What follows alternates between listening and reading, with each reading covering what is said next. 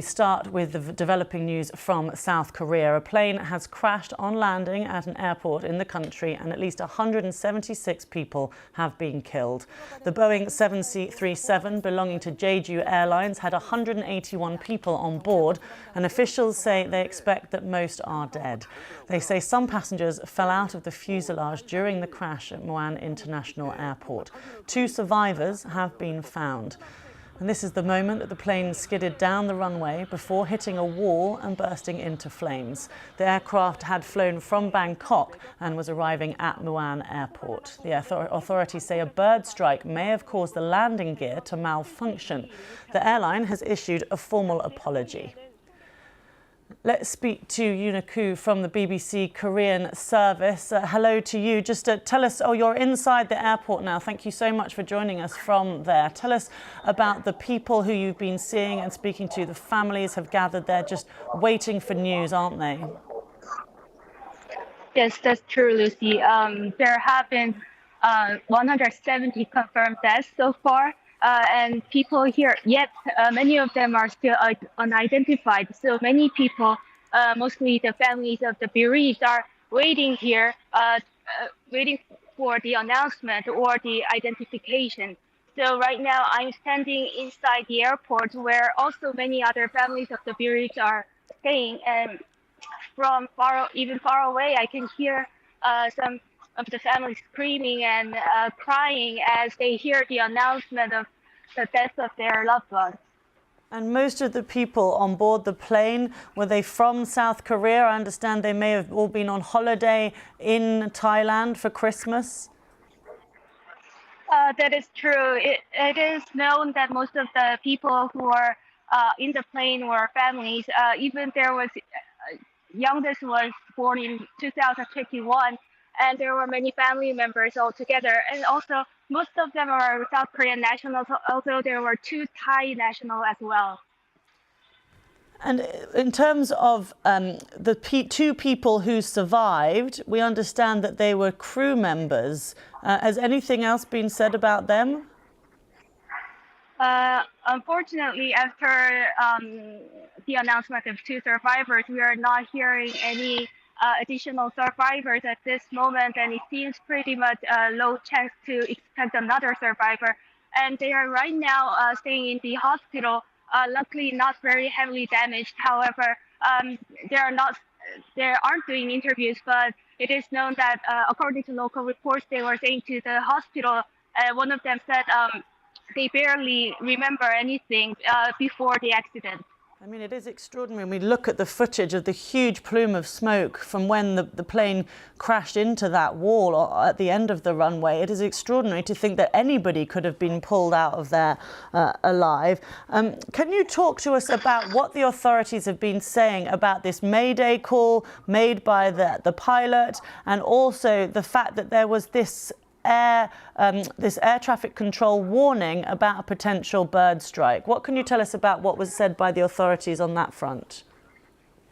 So far, the investigation has just started, so there aren't much to confirm. But however, the authorities have been saying that they issued a bird strike warning just before the accident, and then 1 minute later, the plane sent a Mayday signal saying that they're in an urgent situation, and then the plane just landed without a landing gear, and unfortunately they couldn't speed down and eventually crashed to the end of the runway. That's what we know as so far. And can you tell us a bit more about this airline? It's very well known, isn't it? It's a budget airline in South Korea that a lot of people will have used.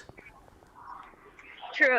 This is one of the most popular low-budget airlines in South Korea. However, it is known that this from Bangkok to Jeonnam, this airway has just began operating this line. So people are saying that there must have been inexperienced staff regarding this flight. However, the authorities keep saying that they need to investigate thoroughly to exactly know what is the actual cause behind this accident. Many people are expecting there have been like 1 or 2 bird strikes, which eventually caused a flame inside the plane. However, it is just a guess for right now. And there's a huge number of emergency personnel were sent to the scene, weren't there? More than 1,500 people were sent there to deal with this. Can you just explain who is in charge, who's coordinating everything? Because we've got an acting president who's only been in the job 2 days. Is it the president's office and the president who's coordinating all of this? Or who's in charge? So, as you said, acting president is right now in charge of everything. However, as we know, there are having some political turmoil in South Korea in this month, and the prime minister has just been impeached on Friday. So many people are worrying if this accident can be settled quite soon. However, as you said, there are more than 1,000 personnel, securities, and those in support of the family of the bereaved. So we are expecting things to settle down soon. And who is it that's dealing with the relatives, those people there where you are in the airport? Are they getting regular updates? Who's looking after them? So right now, fire authorities who are in charge of rescuing efforts are making announcements regularly about like 1 hour and 2 hours every hour. So the family of the bereaved are now gathering in some part of the airport where fire authorities come out and say the updates and what they have found so far. Presumably there's no other activity in the airport there. Presumably that's been completely closed to everybody else, and it's just reporters like yourself along with the relatives of those people who are looking for answers. Right now, journalists are quite restricted to move around this airport, and the airport itself, the runway is closed until 1st of January. So apparently you can say the airport isn't operating because of this accident. Right. And you may not be able to see from where you are, but we're looking at the images of the crash site. It's dark outside now, of course. They seem to have turned the floodlights off, but presumably, although there are actually a different view there, was showing a few floodlights a bit further away. But presumably the police forensics are still on site, are they? Yes, true. And the police and the relevant authorities have been saying it is really difficult to investigate into the reason behind the crash because, as you mentioned earlier, the plane was shattered into pieces and there is hardly any wreckage left there, only the little bit of the tail part of the plane. So this is making the investigation and rescue and identification efforts extremely challenging right now. I think what we're looking at is the tail of the plane, and it's my understanding that the flight crew, the 2 members of the flight crew who were pulled from the debris alive, were in that back section. But we also saw the forensics experts in their white suits going through the sort of grassy area around the runway, and quite a large site that they were covering, isn't it? Yes, because right now, many people are so desperate to know the reason behind this crash because, as I said, many people are guessing there was a bird strike behind this accident. However, bird strike is not something that happens very often, but that is something that any airplane company should be aware of and they should have been ready to confront this kind of accident. So people are saying what people are insisting is to look into the reason behind this accident, because many people are using this low-budget airline these days, and they are now afraid to use this airline because of potential bird strike or accidents, devastating accidents like this. So I think the authorities are trying to speed up the investigation process at this moment. In terms of the airline's safety record, though, I mean, South Korea has a good safety record, doesn't it, when it comes to airline safety? And this would be the worst aviation accident in South Korean history, couldn't it, in terms of the numbers? I mean, we know 181 people were on board and the authorities saying that they think most of the people are dead. They've confirmed 176, but they say that they believe most people have died. It's just a matter of confirming them. In terms of the safety record, though, South Korea has a good one. That is true. People are saying this is definitely the worst plane accident happened after 2000. Before 2000, there was one of the big plane accidents in 1997. However, if we exclude that one, this is, I think this will be the biggest plane accident with the biggest casualties. Yeah, I've been seeing that the plane manufacturer Boeing has offered its condolences and says it's in touch with South Korea's Jeju Air after this crash. The crash involved a Boeing-made 737-800. What is the CEO was talking earlier, wasn't there, of Jeju Air? What did the CEO have to say? Actually, the CEO was showing his condolences to the family of the bereaved and those who are related to the passengers. However, there was small dispute among the journalists and the CEO, because right after the briefing, CEO tried to leave the location as soon as possible without answering the questions by the journalists. So right now, people are saying the Jeju airline and the relevant people should be take more responsibility and show some actions regarding this accident. Yeah, OK. Well, thank you so much for talking to us from inside the airport. I really appreciate your time, and hopefully we'll talk to you a bit later. That's Yuna Q there talking to us from inside Muan International Airport there. We can just show you the footage of the plane as it came down. It landed on the on the runway at the airport, and as you can see, going at quite some speed without its landing gear down. And this is the moment that it touched down onto the runway. And then you can see there, that's the moment afterwards where it burst into flames after hitting a wall.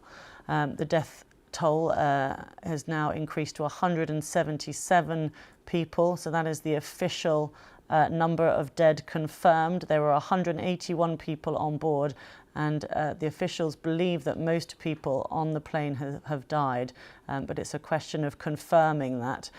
We do know, though, that 2 people managed to survive, 2 members of the crew who were based at the back, at the tail, near the tail of the plane, were pulled out and taken to hospital a little earlier. We haven't had an update on their condition as yet, though. We can hear now from the local fire chief, who gave an update on the rescue operation at the airport.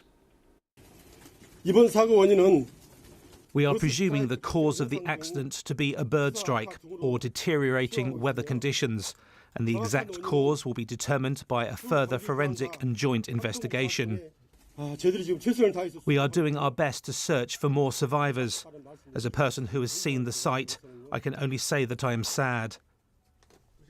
Well, I mentioned just a moment ago that the CEO of Jeju Air has given a statement. We can hear it now. He's apologised for the incident and bowed deeply during a televised briefing. He said that the cause of the crash was still unknown and that the aircraft had no record of accidents and that there were no early signs of malfunction. He also insisted that the airline will cooperate with investigators and make supporting the bereaved its priority. Firstly, I bow in apology to everyone who's cherished Jeju Air. Above all, I want to give my sincere apology and condolences to those who've lost their lives in the accident and their families. At the moment, it's hard to presume the cause of the accident, and we have to wait for the official investigation result from the authorities. Well, the families of the victims of the crash are gathered at Muan International Airport, and they listened as the names of those who died were read out, and a warning that some of you may find this distressing. 양유정 씨, 박연수 씨, 전경미 씨, 윤봉호 씨, 지금까지 22명을 다시 배용진님, 박은정님, 이행자님,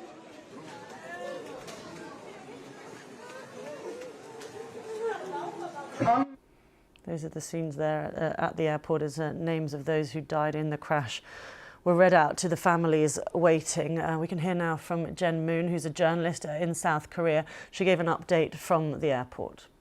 So it's been now 7 to 8 hours since the crash, and authorities are still making their way to rescue and search either survivors or those the bodies. Heartbreaking scenes continue to unfold here at Muan International Airport as more than 100 family members gathered in a meeting room to receive updates about their loved ones. They are being briefed every half an hour by government authorities on the whereabouts and the whereabouts of the investigations and the search and rescue operations. But I continue to hear wails of grief by family members. Some are expressing anger at what they see as delayed responses from authorities and the airline. Some of these families have been pleading to be allowed near the crash site since this morning, but were denied access due to the restricted nature of the airport zone. The arrival area of the airport is now packed with families and Red Cross volunteers. They're handing out blankets. Many people are hugging each other, weeping, and there's a lot of just confusion amongst people scrambling to identify their loved ones and fill the airport area where hundreds of relatives are gathered waiting for the news. No cause for the plane crash has been officially confirmed yet, but what the relatives and the loved ones are hearing is that the fire service has actually suggested it could have been because of a collision with birds in poor weather conditions. The Transport Ministry officials have said that their early assessment of communication records show the airport control tower issued a bird strike warning to the plane shortly before it intended to land and gave its pilot permission to land in a different area. The pilot then sent out a distress signal shortly before the plane went past the runway and skidded across the buffer zone here at the airport. So they informed the plane that there was a risk that they might hit some birds on landing and gave them the option, do you say, to land somewhere else? Yes, they were given that, and but still, what we saw was actually a plane landing on a belly landing, actually, without its landing gear operating, and then the plane hitting a wall and bursting into flames. In fact, the plane was almost completely destroyed by this explosion, with from what I saw on site just a few hours ago, with this just tail part retaining a little bit of shape, and the rest of the plane looks almost impossible to recognize. I'm still smelling a lot of aviation fuel here at the airport, and so this was a large explosion that the authorities are still trying to investigate the actual cause. It is extraordinary as we look at the footage of that crash to think that anybody could have survived, but they did pull 2 people out of the plane, didn't they? They did. Those were the 2 crew members, those in their 20s, 1 male, 1 female crew members of Jeju Air. They were actually pulled from the tail end of the aircraft. So those 2 survivors came from the tail end, which is now the only remaining debris from that aircraft crash. The 2 crew have been sent to Seoul, which is about 288 kilometers from here, to hospitals of their preference in Seoul. And you said a little earlier that the families, some of them were complaining about the delayed response from the authorities. In what way, what did that refer to, do you know? So there were a lot of confusion on when and where the briefings from different government ministries would be held. For instance, the briefing that's being held by Jeju Air itself, from the CEO and its top finance officer, are being held in Seoul, which is like I said, 290 kilometers away from here. So the bereaved families are complaining about that. Also, there was also confusion about the list of those identified dead. And so those names did not match the actual identity. So there's just a lot of confusion here right now, with authorities scrambling to get things straight and to basically offer support for the bereaved families. That is Jen Moon, a journalist at OANN International Airport. I'll just show you the images again of the moment that this airplane came down without its landing gear onto the runway there at OANN International Airport. It then crashed into a wall, and as you can see, it burst into flames, with the flames destroying most of the aircraft.